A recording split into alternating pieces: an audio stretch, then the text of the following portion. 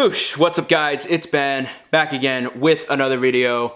Today is going to be a little bit of a different video.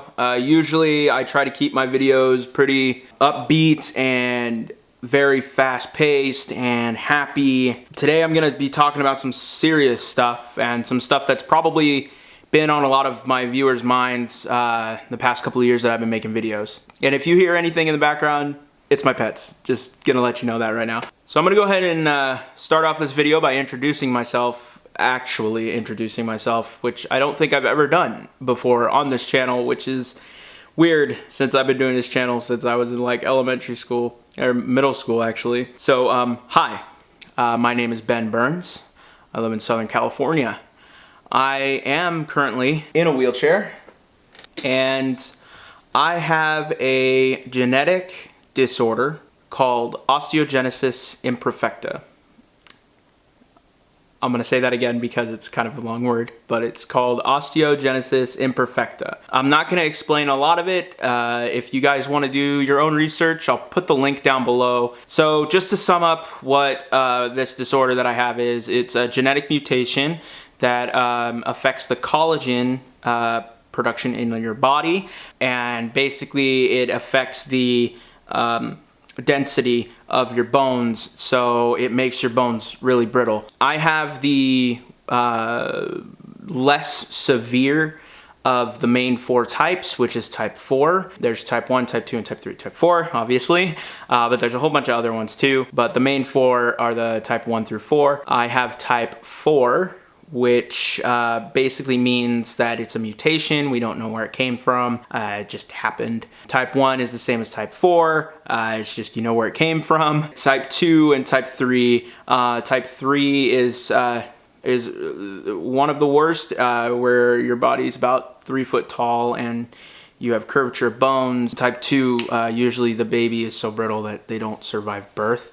All of the information is going to be below in the description if you guys want to check it out yourselves, do a little bit of research, and get more information on that. So the reason why I never really pointed out my disability is because I didn't really want my YouTube channel to define, or I didn't want my disability to affect my YouTube channel. I was very stubborn. I don't have a disability. I'm gonna hide it as best as possible. But then as I've gotten older, I've learned there's not a real way to mask the fact that I have this disability that's obviously shown. I've gotten comments in past videos like, you're in a wheelchair, but you can stand and you can move your legs and all this other stuff. And yes, I am in a wheelchair. And yes, I can move my legs and I can walk for a short distance, but the wheelchair does help me get around a lot easier, and I've been working very hard to get to where I am physically with my legs and being able to walk short distances, because before I wasn't able to do any of that. I named this video Depression and Disability. I talked to you guys about my disability, and now I'm going to talk to you about the depression that comes with it. Why wait this long to talk to you guys? Why just now talk about it? Why not talk about it years ago, get it out of the way and everything?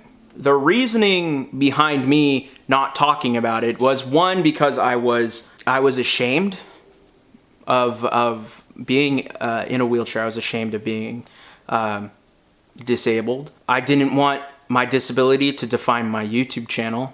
I was in a very interesting state of mind for a really long time, and that's what I'm going to be talking to you guys about today. So I guess this all really stems from when I was really young. Grasping all of the information of the whole disorder and learning over time everything that's happened to me, I personally have broken almost 70 bones in my body.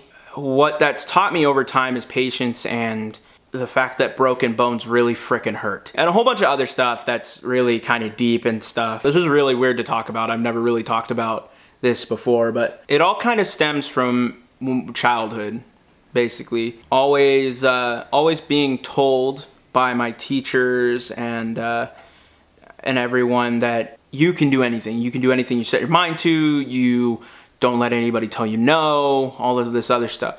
And understood.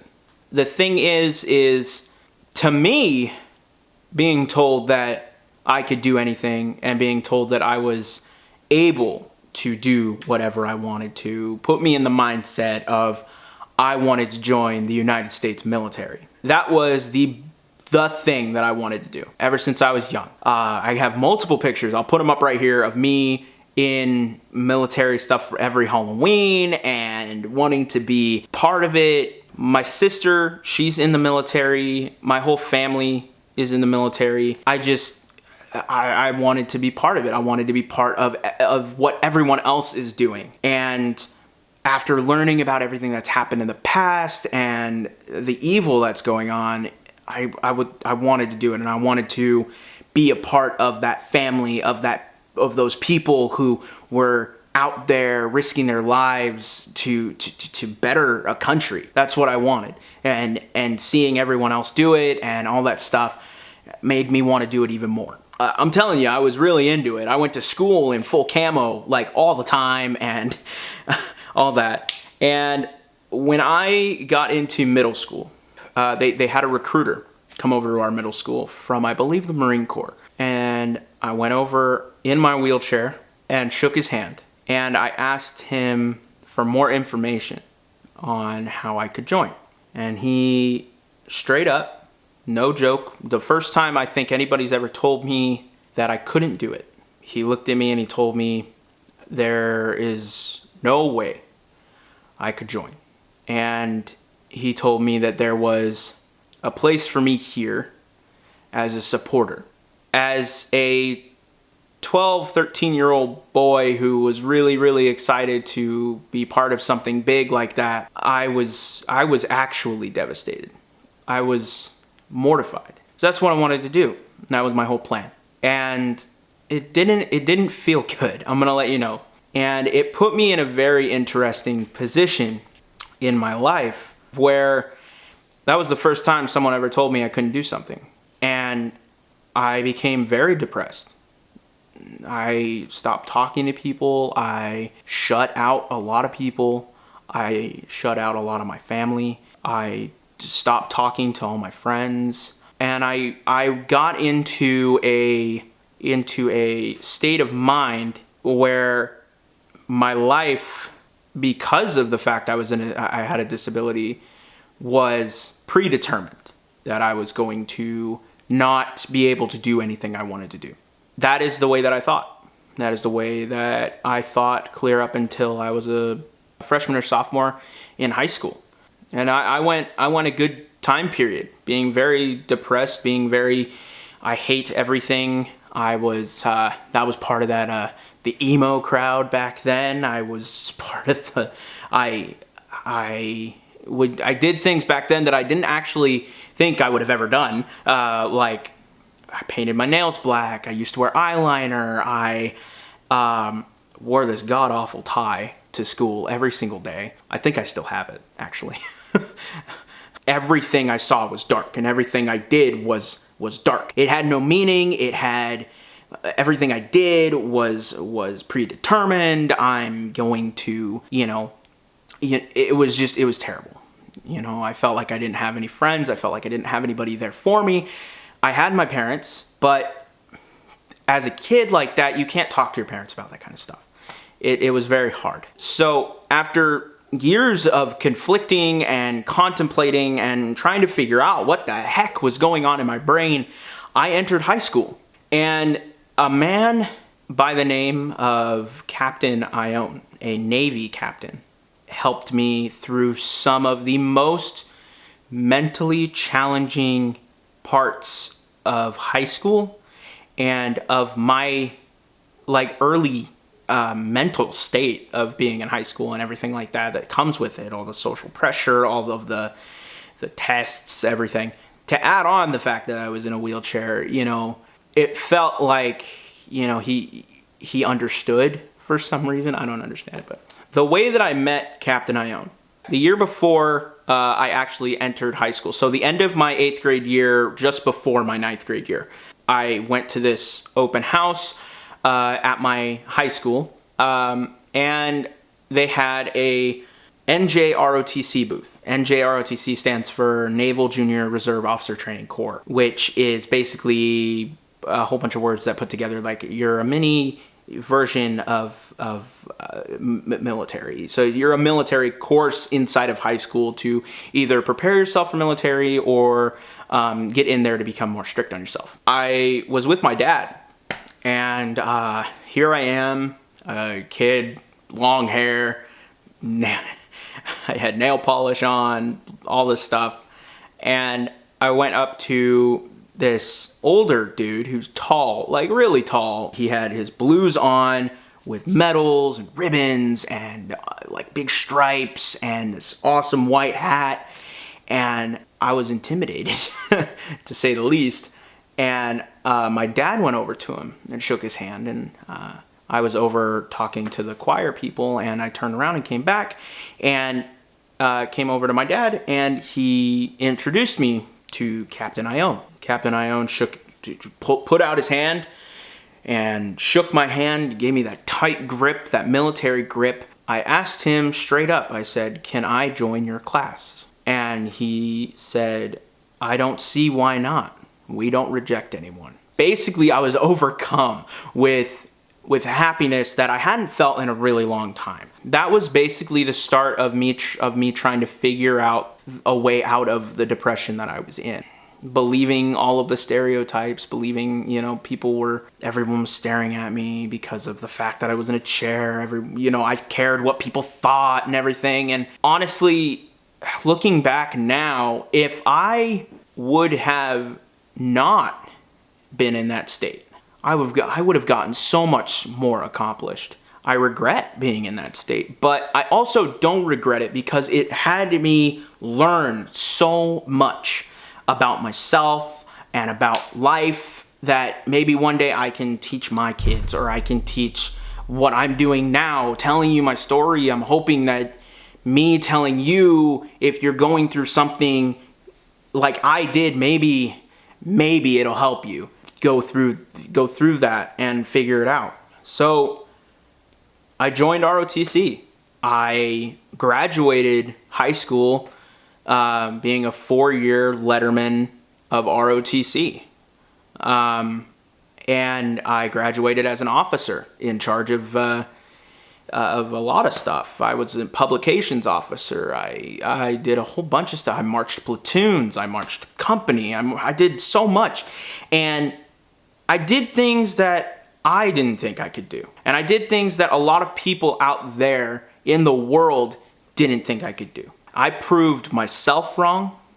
I proved everyone else wrong. But most importantly, when it comes down to all of that, it doesn't matter what anyone else thinks. Do you. This is going to sound really cliche, but don't let anyone out in the world tell you what you can and can't do. And I know I started off this video talking about me being told that there was everything that I could do and nothing I couldn't. In all reality, a big reality check hit me, and I found out that I can do some things. But then I found out that I could do other things. And I figured out to stop focusing on all of the things that I couldn't do and start focusing on all the things that I could do. I focused all of the energy that I had on focusing on all of the bad and pushed it over to focusing on the good. And that is how I got through it. And I'm not gonna lie, sometimes it hits me still. Sometimes I get in that place. There was a time through high school where I thought that what girl is going to want to be with me? What kind of a relationship, what kind of a dad, what kind of a husband, what kind of a man am I going to be if I can't stand up and I can't grab the pickle jar off of the top shelf of the Vons or the Kmart or wherever the heck you are? What kind of a man am I going to be? Thinking like that will not get you anywhere. I'll tell you that right now. Putting yourself out there, putting yourself in situations, not hiding from them, is where you will get your successes and where you will understand where you are going to go, what you're going to do. I stopped focusing on the things that I couldn't do. Now I'm about to graduate college with a digital media degree, and I'm gonna go on and do other things. Stuff that I didn't think I was gonna do. And now here I am, making a video for you, teaching you, maybe helping you in some way to figure out how to deal with it. And it's sad that the answer to everything now is just deal with it. And I wish that I had the help back then. I wish that there was a YouTube channel out there. Back then, YouTube was young, but I wish that I had a YouTube channel out there that would have helped me go through it. But instead, I had to learn the hard way. And maybe by making this video, I would help you. And I would encourage you to stop focusing on all the things that you can't do and to start focusing on all the things you can do. I may not be able to walk up steps. I can do other things. Maybe I can hop off a curb. My best friend Kyle, if you watch any of my videos, he roasts me all the time. And I always say to everyone, because they're like, why is he being so mean? Why are you letting people be mean to you like that? And it took me a really long time to figure this out too. How can you be okay with the situation that you are in if you don't joke about it? Some people say that joking around about a situation is a coping mechanism with the situation that you're in. I disagree. It can be. I've met many people who will joke about the situation and go home and be sad, but it won't get you anywhere. You won't accomplish anything if you sit around and mope and not put yourself out there and not be motivated to do anything. I understand the non-motivation. That's why I haven't made a YouTube video in a really long time. I just haven't been motivated. But now I am. I have a reason to make a YouTube video. I understand what I can do and what I can do with the situation that I'm in. Maybe I can help someone, which is the big point, which is why I'm making this video. So, to wrap it up, my name is Ben Burns. This is my YouTube channel. If you want to, you can subscribe. If not, you don't have to. If you like this video, give it a like, give it a thumbs up. And if you think this video will help anyone else, please share it. Please share it. Please show it to people. Maybe it'll help someone. Maybe what I said for some reason will help you or your friend or someone who might be going through the same situations. Not gonna lie, there are some times where, it gets me sometimes. And I feel that same feeling. But then I look back and I think to myself, I wasted 4 years of my life thinking that way. I need to stop and I need to start thinking of all the things that I can do. So that's it. That's all I have to say. I'll go back to making fun videos a little later. I am in school right now, just to let y'all know. And this is my last big semester. So if I don't put out a video every week, you'll know why. Thank you guys for watching. All of my social medias are down below. If you want to, you guys can follow it. And the link to the OIF, which is the Osteogenesis Imperfecta Foundation, is down below. If you guys want to read up on the disorder that I have, or the disorder that a whole bunch of other people have. It's a little rare out there, and if you guys want to, you can read up on it and figure out what's been going on. And if you guys have any questions at all, leave them in the comments. I can make a Q&A comment reading video if you guys want, responding to your guys' comments to this video. Thank you guys for watching, and I really hope that I help someone out there. I'll see you guys next time. Bye.